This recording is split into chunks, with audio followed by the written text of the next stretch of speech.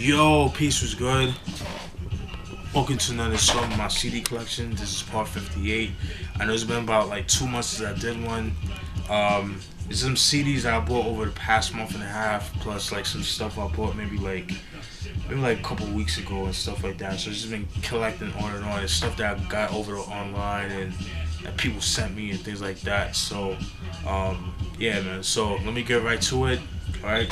First album of the video that I want to show is MC Shinobi's debut album. It's my first album placement.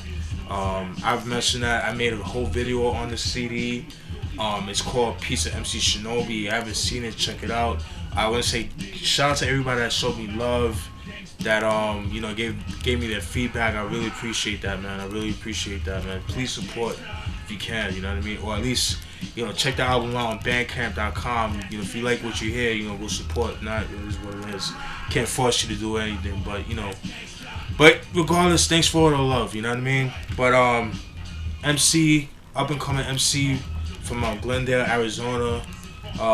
You know, he's been putting in work, man. He's been putting in work. He has 3 singles out, which include videos.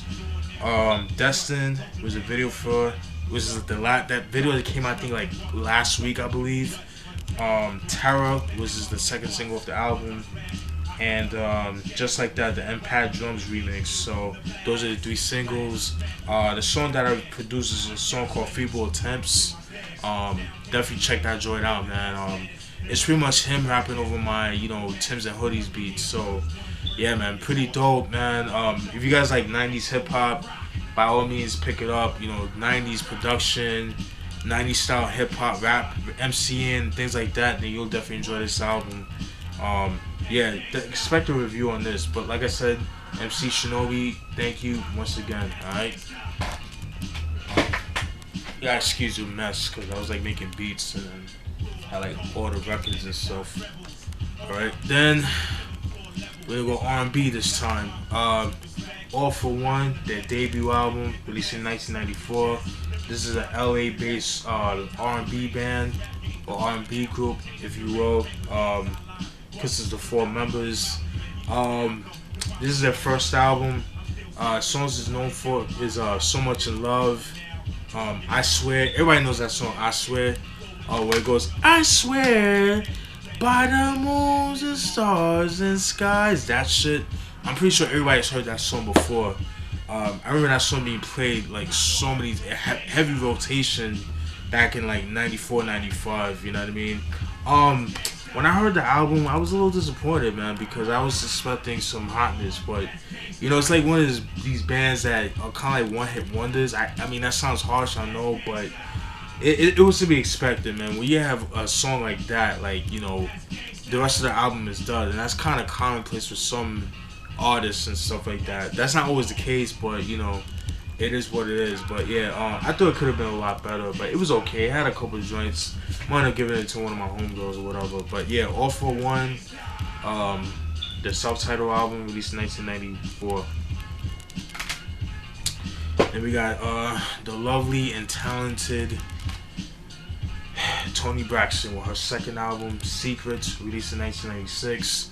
Toni Braxton, I mean, yo, man, this album right here, this is a classic album right here, you know. If I'm not mistaken, this is actually her best-selling album. Even her first album is dope. I forgot the name of it. There's something taking a break with action. I don't know. I forgot something action. I forgot the name of it. But yeah, like, you know, this album right here, you know, the music, the production. I mean, you have Babyface. I mean, how can you go wrong without Babyface? You have R.Kelly doing some of the production. I mean, you can't go wrong with this joint. Songs that I was known for are Unbreak My Heart, which is like the biggest single of the album. I think she got a Grammy off of that. How Can an Angel Break My Heart? You're Making Me High, Come On Over Here, There's No Me Without You. I mean, on and on and on. I mean, this is an album that you can play without skipping the track. It's unfortunate because after she dropped this album, she was going through some financial woes. So in other words, she was broke. You know, she wasn't really making a lot of money off of this album, even though this was the highest best selling album in her discography. and it sold over like 15 million records, maybe even more now. But I think at that time it sold like 15 million, which is a lot, even to this day. But it's a lot back then. But like, imagine now, especially with downloads and stuff. But like I said, she wasn't making no money, or not very little, to the point where like people act they like the IRS actually repossessed a lot of her possessions, but she was able to get some of that stuff back.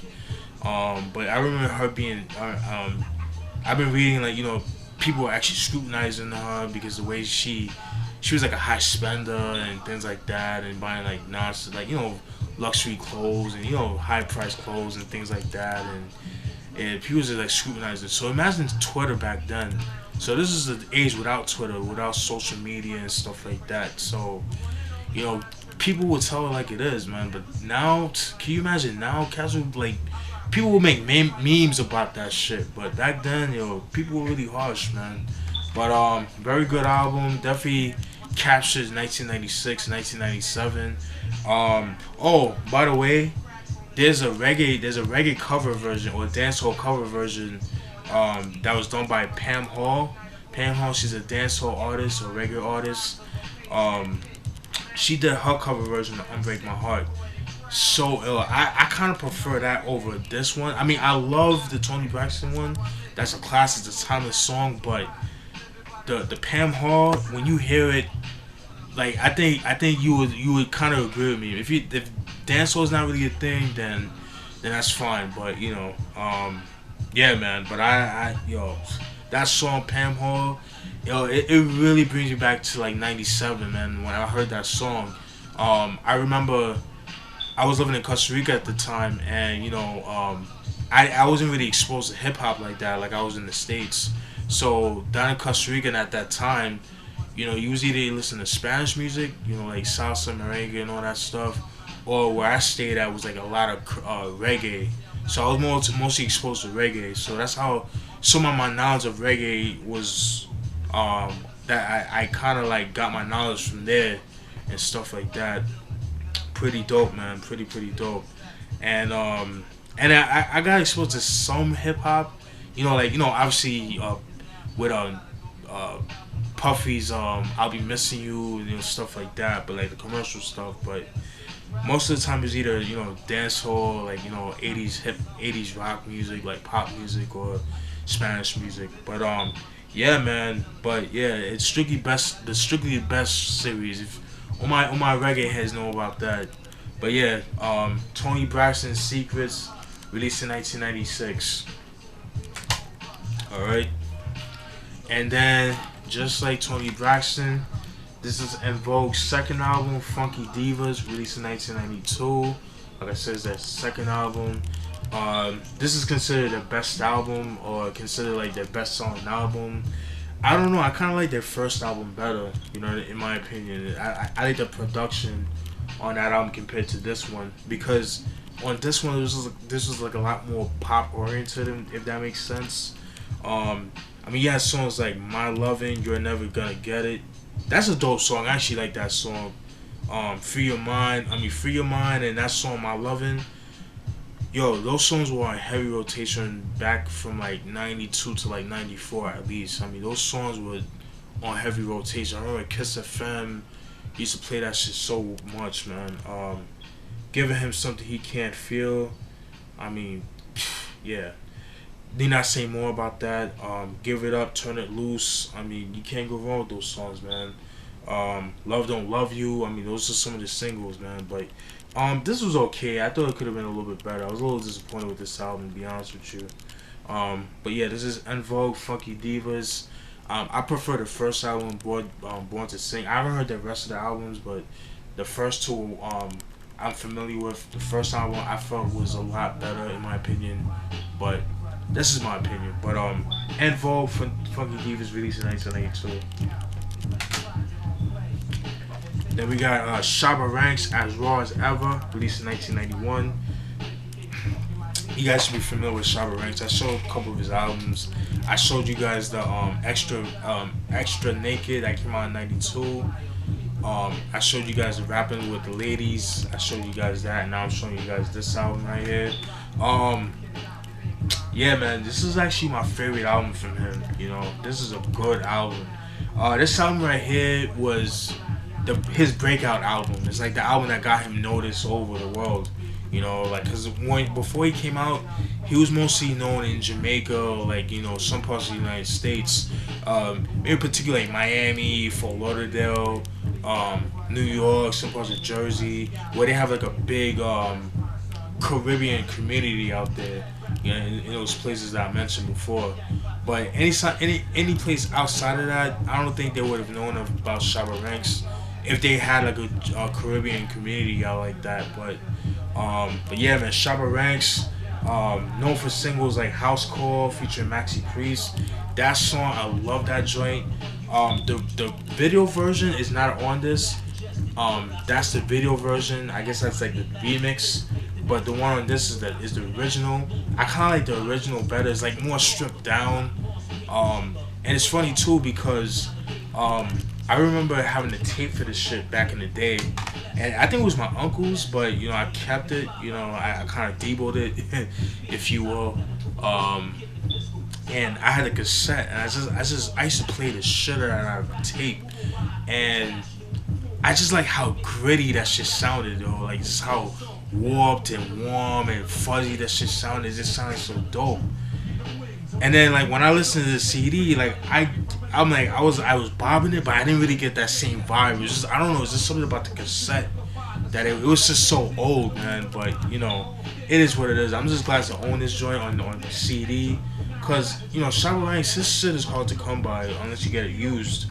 You know what I mean? But yeah, House Call, the Jam featuring KRS-One.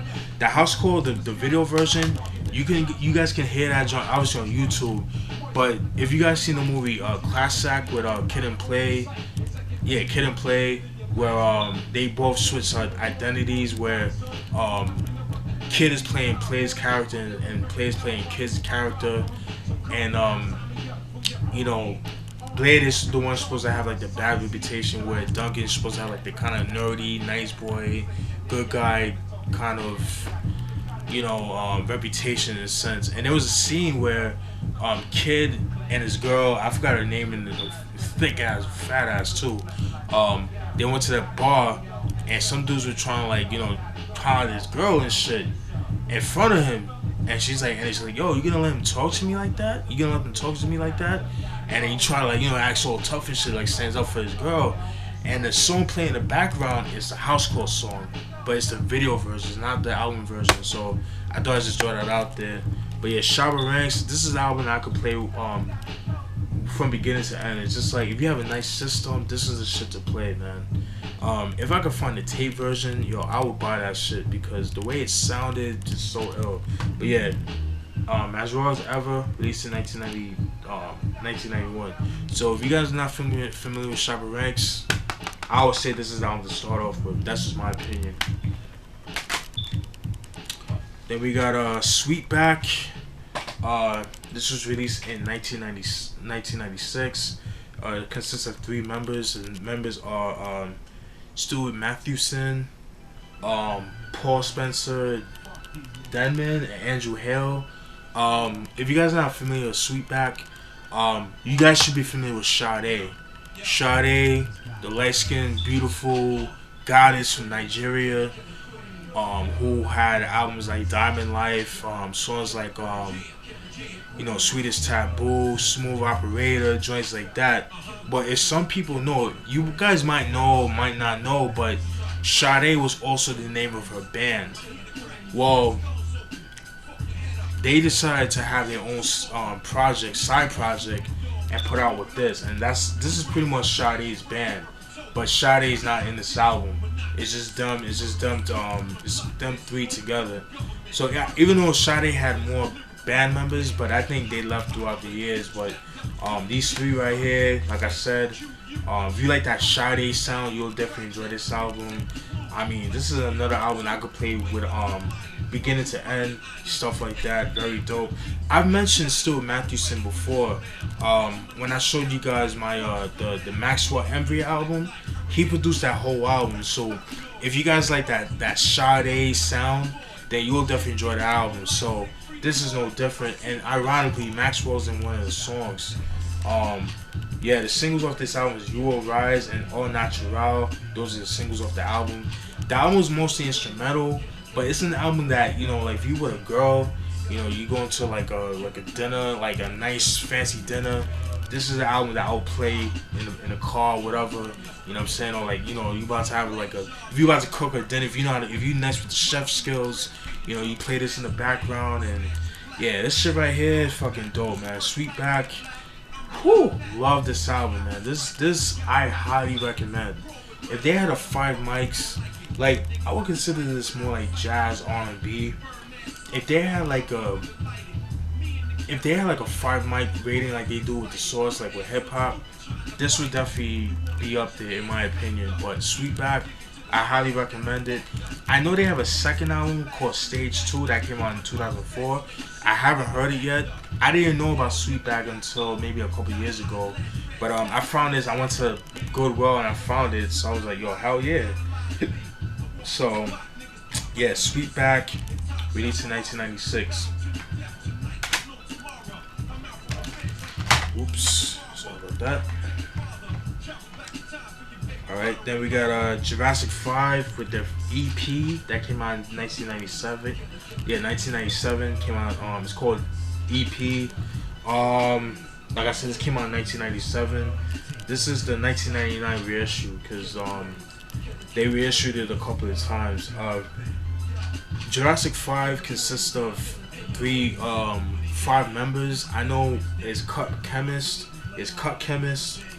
Charlie Tuna, Zakir, Mark 7, R.Kelly, and DJ Newmark. Those are the members of the group. Yeah, I'm gonna be real with you, man. I was never a big fan of Jurassic 5 like that. My introduction to them was the song WOE, World of Entertainment. That was my introduction. But I bought this, and I know they have the LP. I'm gonna end up picking that up. I know they released it back in I want to say 2008 or 2012, where you get a double disc and it comes with a DVD. So I definitely will be picking it up. I saw it in FYE, but I didn't want to buy it at the time. I'm like, I'll buy it some other time. But the next time I see it, I'll definitely scoop my hands on that shit and do a review on this. But this is like the earliest shit right here. Yeah, I might do a review on this one day. I'm not sure when, but yeah, Jurassic 5 EP released in 1997. Alright. Next album is Protection by Massive Attack. This is their second album. I've mentioned them before. I have their first album, Blue Lines, and I have their third album, Mezzanine. And now I have this. This is their second album. This album is known for 3 singles. The singles are Protection, Karma Coma, and Light My Fire, live in parentheses. Pretty dope album, man. I really like this album a lot. This is an album that I don't really hear too many people talk about, because when people talk about Massive Attack, they usually even talk about the first album or most of the Mezzanine, which I think Mezzanine is like the best selling album, and it's actually my favorite album from them actually. I mean, with songs like Teardrop and Black Milk, I mean, how can you not like that song? You know what I mean? But and matter of fact, if I'm not mistaken, the TV show House, the medical comedy TV series that's out, House, I believe was using I believe they was using the Teardrops as the theme song, but they got in trouble for that, so they had to change the song because of copyright infringement. I could be wrong about that, but I thought I'd just throw that out there. But yeah, very good album. Like I said, it's very dope. Yeah, man, Sly, 3, Weather Storm, very dope. And it's funny too because this was the last album that Tricky did with them before he went solo. But very dope, man. Definitely captures that Bristol sound. You guys know all my UK heads when I'm talking about the new, like Portishead. If you like Portishead, if you like, you know, like them and, you know, people like that, then you'll definitely enjoy this shit right here. This album is a little bit more experimental compared to the other ones. Even though all the albums are experimental, but this one's a little bit more left field compared to the first album and the third album. The third album to me was like more straightforward, but this one was a little bit more an abstract listen. It's like an acquired taste. It's not for everybody. So, and I'm pretty sure that's why the album never really got the shine that it deserves. But it's a good album. I fucks with it. Massive Attack Protection, released in 1994. Then we got R.Kelly with his second album. R.Kelly self-titled album, released in 1995. I know some of you guys are gonna say born in the 90s, but I feel like that was more of a group album with him and Public Announcement. That's just my opinion, but you know, I feel like 12 Play was his debut album, and his solo debut was just him. But like I said, this is his second studio solo album, known for songs like Hump Bounce, You Remind Me of Something, You Remind Me of My G, that shit. What's that shit with You Two Be Happy with Biggie, rest in peace. Down Low, Love Is On The Way, Tempo Slow, Religious Love. I mean, very dope, man. This album right here is fucking sick. Definitely reminiscent of like mid 90s, like that mid 90s sound, that R&B when R&B was R&B, man. Fucking love this album. This is a good album. This and 12 Play. I would say my favorite albums from R.Kelly. I know some of you guys are gonna ask me. I would say 12 Play, this album, and the R album are my favorite albums. I have to get the R album. I have to get 12 Play. When I see them for a decent price, I'll pick them up.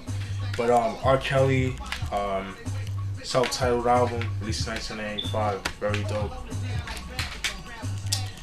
This next album, I didn't want to show, but I will get another copy. But the album is MC Serch debut album, Return to the Product. As you can see here, MC Serch Return to the Product, released in 1992. It's funny because I bought another album. It was a 2 CD lot, and I saw it for a dope price. It was like 7 something on eBay. But I noticed the seller didn't have the CD like in front, like it usually do. He had it like this. I didn't think anything of it, but it did say in the description, but I didn't read it, so that was my fault. But it says that it didn't come with the booklet, but I was just so enamored by that price. And then when I picked it up, I'm like, yo, what the fuck? Like, why it doesn't have the booklet? And I looked it back and I said, oh, and it did say they didn't have the booklet. He did put that. So that was my fault. So I'll end up, like, you know, buying another copy and stuff like that. So I don't want to really show this album, but I did. So I'm not going to include that in the list, but when I get it next time, hopefully the next CD review, I'll do it. Stuff like that. So, alright. Next album that came with the MC Serch album is Derelicts of Dialect, released in 1991. This was the last time they did together, and that's when they broke up, and that's when MC Serch did that album, and Pete Nice and Daddy Rich did the Dust to Dust, which I have in my collection. Very dope album, by the way. Yeah, glad to own this joint because their albums are very hard to come by. Yeah, man, it's a very, very good album. Known for singles like what is singles? Problem Child. That's a single. That's one of the most slept on singles in my opinion. Pop Goes the Weasel. Weasel was like the biggest single of the album. That's when they were going after Vanilla Ice, things like that. Let me see how much time I got left.